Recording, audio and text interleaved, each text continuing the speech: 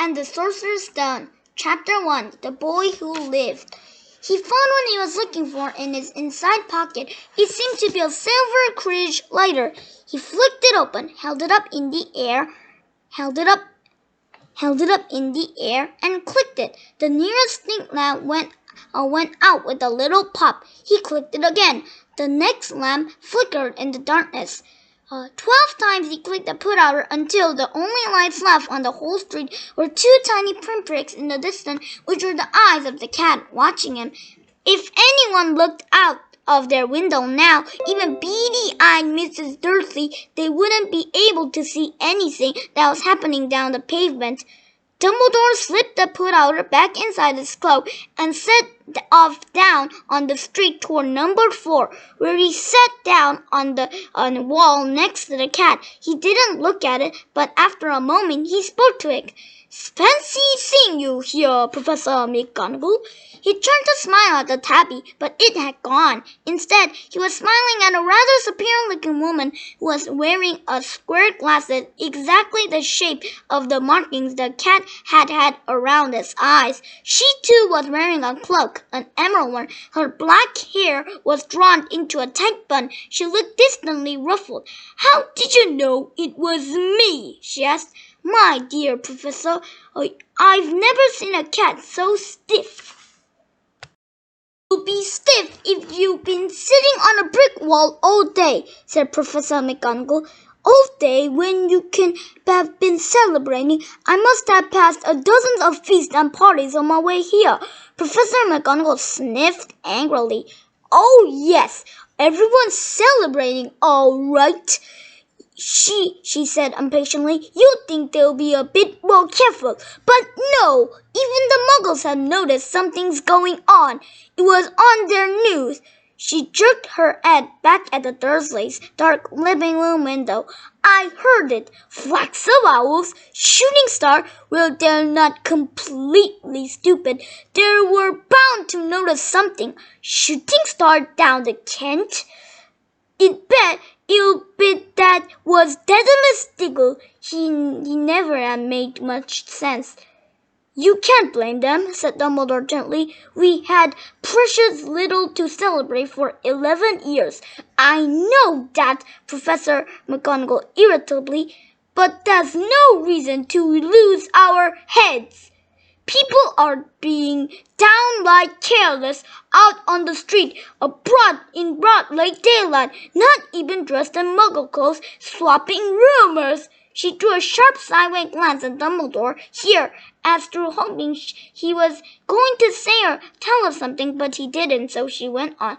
"A fine thing it would be if, on the very day you-know-who has seemed to disappear at last, the Muggle found out about us all." "I suppose he really has gone, Dumbledore." "It certainly seems so," said Dumbledore. "We had much to be thankful for. Would you care a lemon drop?" "A what?" "A lemon drop. They're a kind of Muggle sweet that I'm rather fond of." "No, thank you," said Professor McGonagall coldly, and so she didn't think it was the moment for lemon drops. "As I was saying, even if you know who has gone, my dear Professor, surely a sensible person like yourself can call by his name. All this you-know-who nonsense for 11 years, I have been trying to persuade people to call by his proper name. Voldemort." Professor McGonagall flinched, but Dumbledore, who was inching to the lemon drop, seemed not to notice. "It all gets so confusing if we keep saying you-know-who. I have never seen any reason to be frightened of saying Voldemort's name." "I know you haven't," said Professor McGonagall, sounding half inspired, half admiring. "But you're different. Everyone knows you're the only one you know." "Oh, all right, Voldemort was afraid of." "You flatter me," said Dumbledore calmly. "Voldemort has powers that I'll never have. It's lucky it's dark. I haven't blushed so much since Madame Pomfrey told me she liked my new earphones." Professor McGonagall shot a sharp look at Dumbledore and said, "The owls are nothing to the rumors that are flying around. You know that everyone's saying about what he's disappeared, what finally stopped him."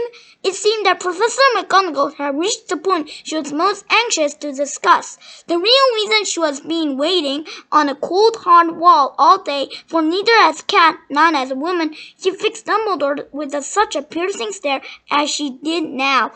It was plain that whatever everyone was saying, she was not going to believe it until Dumbledore told her it was true. Dumbledore, however, was choosing another lemon drop and did not answer. "What they're saying," she pressed on, "is that last night Voldemort turned up in Godric's Hill. He went to find the Potters. The rumor is that Lily and James Potter are that they're dead." Dumbledore bowed his head. Professor McGonagall gasped. "Lily and James? I can't believe it. I didn't want to believe it.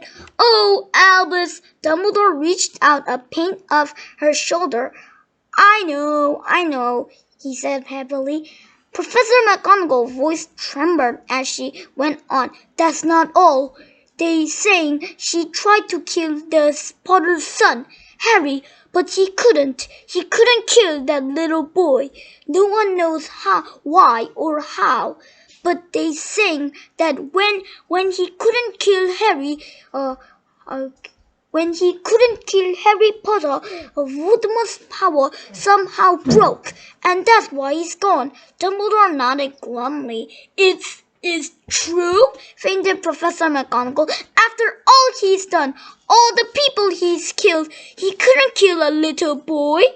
It just sounded all of things to stop him, but how in the name in heaven did Harry survive?" "We can only guess," said Dumbledore. "We may never know." Professor McGonagall pulled out a lace handkerchief and dabbed at his eyes beneath his spectacles. Dumbledore gave a great sniff as he took a golden watch from his pocket and admired it. It was a very odd watch. It had 12 hands but no numbers. Instead, little planets were moving around in the edge. It must have made sense to Dumbledore, though, because he put back in his pocket and said, "Hagrid's late. I suppose it was he who told you I'll be here by the way." "Yes," said Professor McGonagall, "and I don't suppose you're going to tell me why you're here on all places?" "I've come to bring Harry to his aunt and uncle. They're the only family he has left now." You can't mean the people who live here," cried Professor McGonagall, jumping to his feet and pointing at the number 4. "Dumbledore, you can't. I've been watching them all day. You couldn't find two people who are less like us, and they've got this son. I saw him kicking his mother all the way up the street, screaming for sweets. Harry Potter come and live here is the best place for him," said Dumbledore firmly. "His aunt and uncle will explain everything, and he will ever to explain everything when he's older. I've written them a letter." "A letter?" repeated Professor McGonagall faintly, sitting back down on the wall. "Really, Dumbledore, you think you can explain all this in a letter? These people will never understand him. He'd be famous, a legend. I wouldn't be surprised if today was known as Harry Potter Day in the future. There will be books written about Harry. Every child in our world will know his name." "Exactly," said Dumbledore, looking very serious over the top of his half-moon glasses. "It would be enough to turn any boy's head famous before he can walk and talk, famous for something he wouldn't even remember. Can't you see how much better off he'll be growing up growing up from all that until he's ready to take it? Professor McGonagall opened his mouth, changed her mind, swallowed, and then said, Yes, you're right, of course. But how is the boy getting here, Dumbledore? She eyed his cloak suddenly, as though she thought maybe be hiding Harry underneath it. Hagrid's bringing him. You think it's wise to trust Hagrid with something as important as this? I would trust Hagrid with my life, said Dumbledore. I'm not saying his heart isn't in the right place, said Professor McGonagall grungily. But you can't pretend he's not careless. He does tend to... What was that? A low rumbling sound had broken the silence around them. It grew steadily louder as they looked up and down on the street for some sign of headlight. It swelled to a roar as they both looked up. As they looked up at the sky, a huge motorcycle fell out of the air and landed on the road in front of them. If the motorcycle was huge, it was nothing to the man sitting astride it. He was almost twice as tall as a normal man and at least 5 times wide. He looked simply too big to be allowed and so wild. Long, tangly, bushy black hair and built in most of his face. He had hands at the size of trash can lids, and his feet in their faces,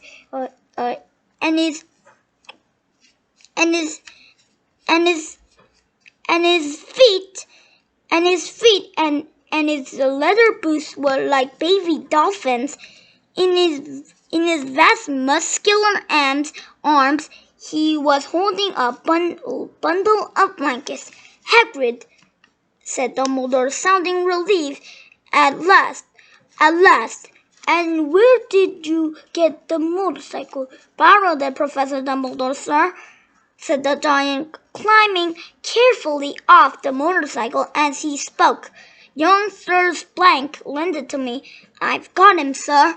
No problems, were there? No, sir. House was almost destroyed, but I got him out all right before the muggles started swarming around.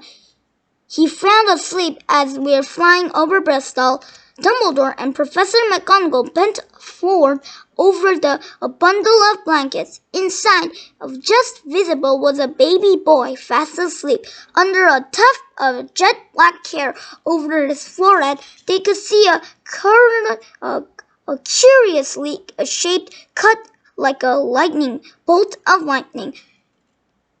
Is that where? Whispered Professor McGonagall. Yes, said Dumbledore. He'll have that scar forever.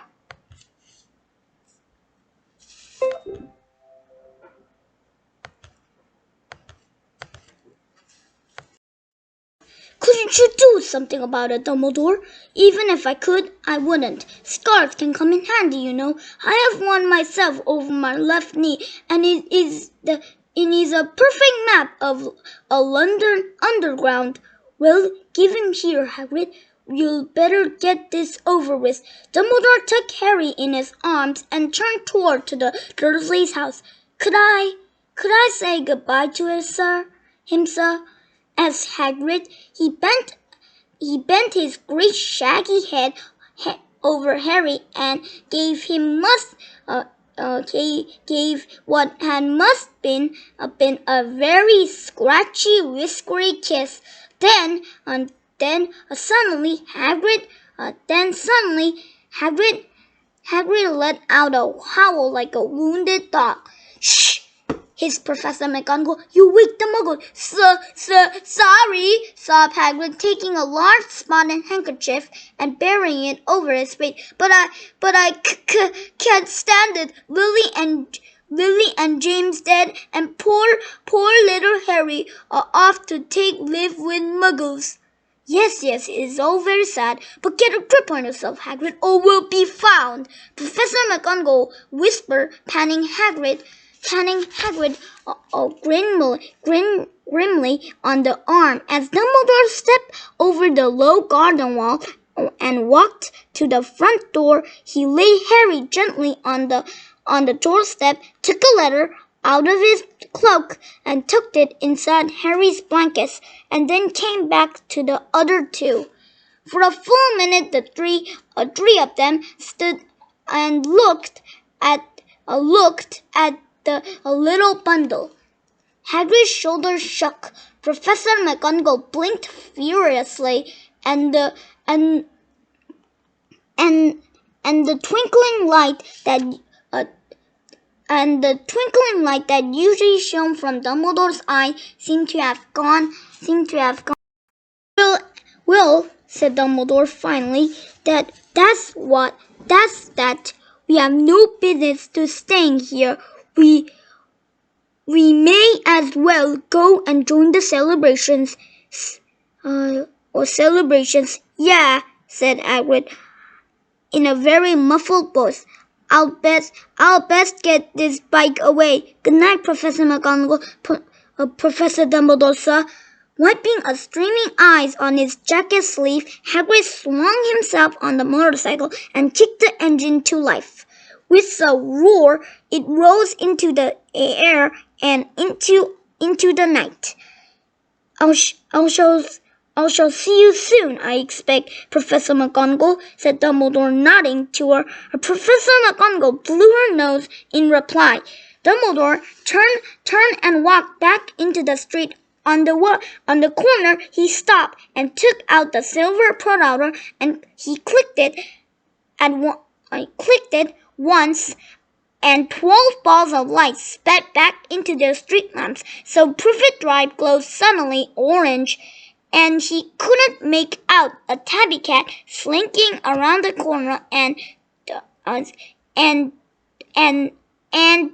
other end of the street. He could just see the bundle of blankets on the step of number 4. Good luck, Harry, he murmured. He turned on his heels, and with a swish of his cloak, he was gone. A breeze ruffled in a neat handrest of Privet Drive, which lay silent and tidy under the inky sky. The very last place you would expect astonishing things to happen.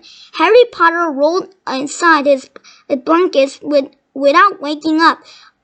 One small hand closed on his letter beside him, and he slept on, not knowing he was special, not knowing he was famous, not knowing he would be woken up in a few hours' time by Mrs. Dursley's scream as she opened the front door to put out the milk bottles, not knowing he would spend the next few weeks being prodded and pinched by his cousin Deadly. He couldn't know that at this very moment, people meeting in secret all over the country were holding up their cups and saying in hushed voices, "To Harry Potter, the boy who lived."